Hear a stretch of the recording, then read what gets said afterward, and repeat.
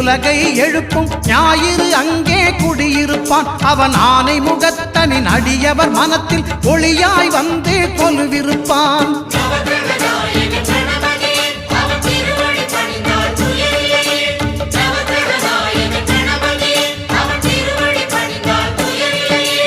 ஒன்பது கோளும் ஒன்றாய் காண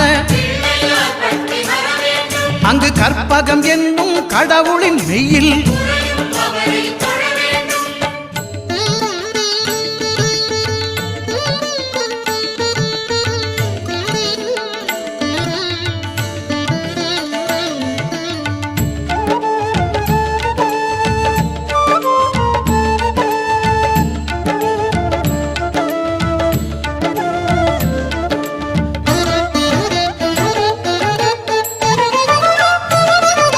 திங்கள் பகவான் திருமுகம் காண